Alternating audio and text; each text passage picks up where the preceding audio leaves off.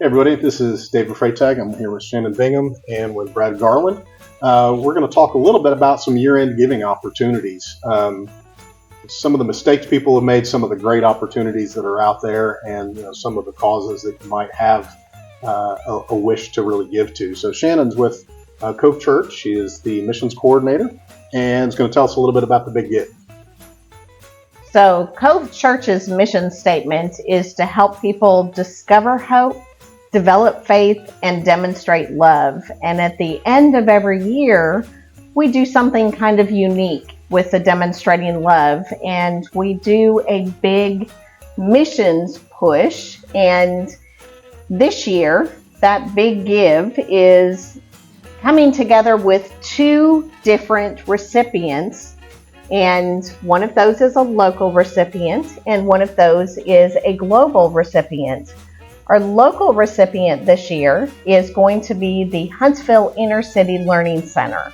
And this is an organization that is an after-school program for children that are disadvantaged and maybe need a little extra help with their studies. Because if you can give them a little extra incentive to get their homework done, they're prepared for class the next day. But even more importantly than that, this program is teaching these children the love of Christ. And so from our perspective, this is giving these children not only a homework foundation, but also a biblical foundation in how to become just amazing people and grow up in just a great faith-based way. Our global recipient this year is going to be an organization called Venezuela Now. And if you've read the news lately, you know that Venezuela is one of the countries that is just devastated with a lot of political strife and greatly affected with COVID-19. And right now, the borders of the country are closed as far as any type of relief getting into the country, with the exception of relief that is coming through the Methodist Church. And so what Cove Church is going to do through our Big Give donations is we are going to be packing crates full of medical supplies, food supplies, medicines, a lot of different things that are very needed.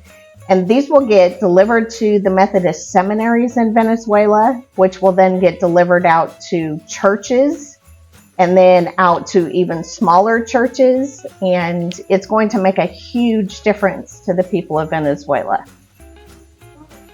Well, one thing that I've made mistakes with in the past, and I always have to go to Brad, CPA, and get actual answers on how to do things correctly. I'd read a while back about the benefits of donating appreciated stock versus just giving cash. And I've done it right and I've done it wrong, which is why you always go to your CPA and double check on things.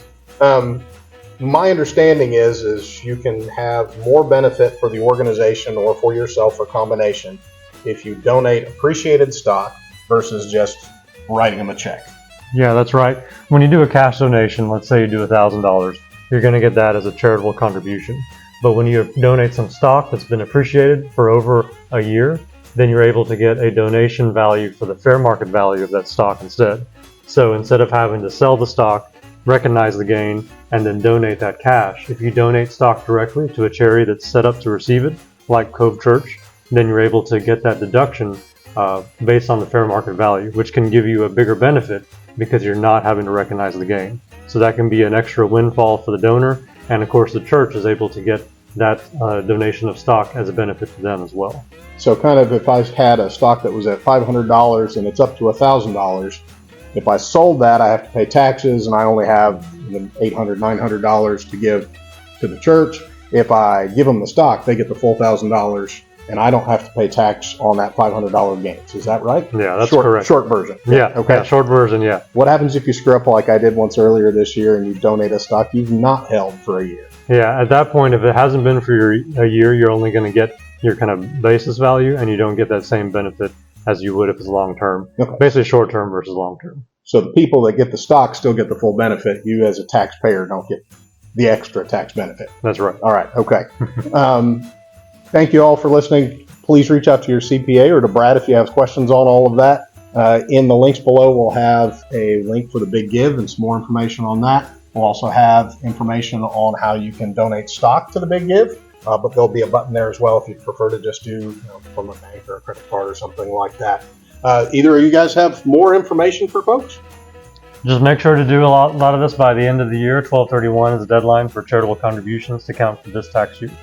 All right. And I know Big Give has a The extended Big deadline. Give is actually open until January 31st. So if you want to get a head start on your 2022 taxes, you can still contribute to the Big Give after December 31st. All right. One more tidbit for 2021 is that there's a $600 below the line contribution for cash donations. So if you're going to give a little bit of money and you want to do at least $600, you're able to get that as a special item on your 1040 in case you're not itemizing and taking the standard deduction instead. So lots of good opportunities with that. Thank you for watching. Reach out to Cove or to Brad if you guys have questions about the Big Give or just general CPA type questions. Thank you.